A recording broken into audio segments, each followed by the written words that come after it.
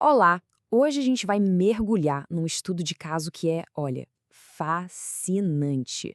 É a história de um profissional de altíssimo nível que por fora parecia ter tudo sob controle, mas por dentro a história era bem diferente. É um daqueles casos sobre o paradoxo do sucesso e a fragilidade que às vezes se esconde por trás de uma fachada de força. Essa frase, ela resume perfeitamente a ironia no centro de tudo isso. A gente vai conhecer um engenheiro civil que, de uma forma muito paradoxal, viu a própria vida sofrer uma falha estrutural gravíssima. É um ponto de partida bem forte para tudo que a gente vai explorar aqui. Então, vamos lá. Para começar, a gente vai entender quem é a pessoa no centro dessa história e a pressão, assim, esmagadora que ele enfrentava no dia a dia. Bom, essa pessoa é o Carlos. Imagina só, um engenheiro civil sênior, super experiente na casa dos 50 anos, responsável por aqueles projetos gigantes, sabe? Com equipes enormes debaixo do seu comando. Ele trabalhava num setor onde não tem muito espaço para erro e a responsabilidade é simplesmente imensa, um verdadeiro caldeirão de alta pressão. Pois é. Só que essa rotina, que um dia foi sinônimo de sucesso, acabou se tornando uma fonte de angústia. Nos últimos 3 anos, o ambiente de trabalho do Carlos virou um verdadeiro campo minado para ele. E aqui está a raiz de muito do problema, uma dissonância muito profunda. O Carlos era um especialista técnico, um engenheiro de mão cheia. Mas o dia a dia dele estava sendo consumido por tarefas administrativas, por ter que mediar conflitos, lidar com burocracia, apagar incêndio o tempo todo. A sensação era de estar em desvio de função, uma angústia que começava antes mesmo de sair de casa. E esse estresse todo não era algo abstrato, não. Pelo contrário. De 2 a 3 vezes por semana, a pressão ficava tão insuportável que ele simplesmente explodia.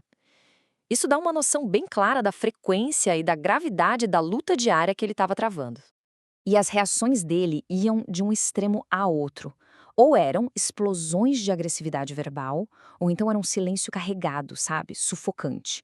E o pior de tudo é que, não importava qual fosse a reação, as duas eram sempre seguidas por um sentimento de remorso muito, muito profundo.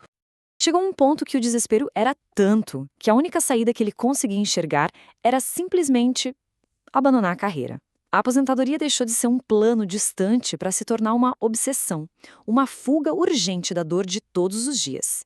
Ok, agora a gente vai olhar para dentro. A pressão vinha de fora, sim, mas as reações do Carlos eram moldadas por padrões psicológicos bem antigos e profundos, o que a gente pode chamar de projeto rígido da mente dele.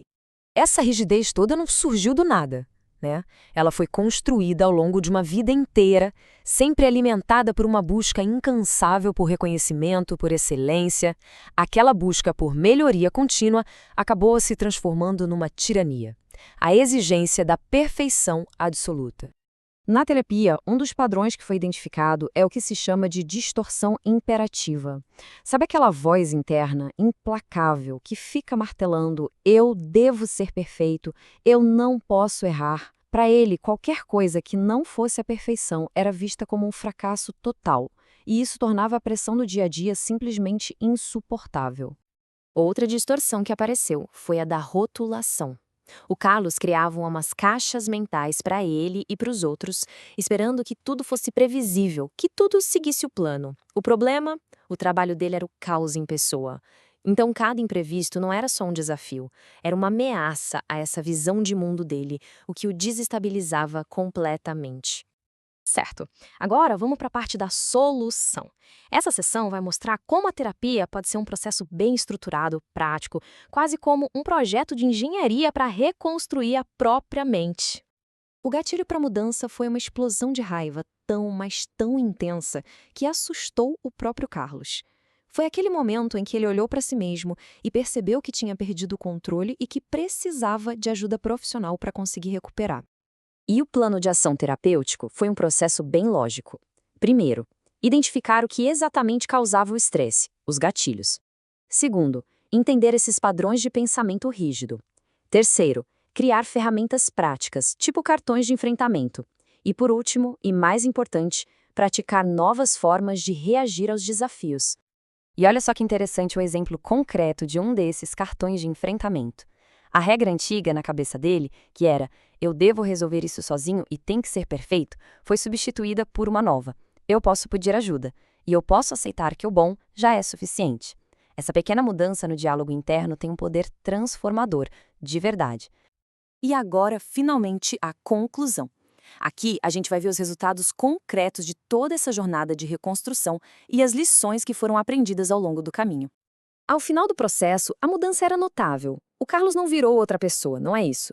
Mas ele aprendeu a usar novas ferramentas. Ele passou a responder aos desafios com mais calma, com mais assertividade.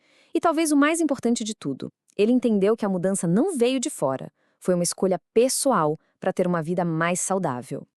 O ponto central de toda essa análise é que a história do Carlos se conecta com uma experiência que é universal.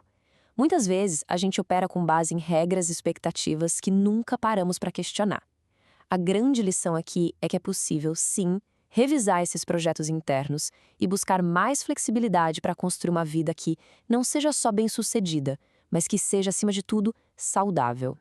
E para a gente fechar, fica a reflexão: que estrutura rígida na vida de uma pessoa, na nossa própria vida, poderia se beneficiar de um pouco mais de flexibilidade? Identificar onde dá para ser um pouco mais flexível é, sem dúvida, o primeiro passo para construir uma fundação emocional mais forte e mais resiliente.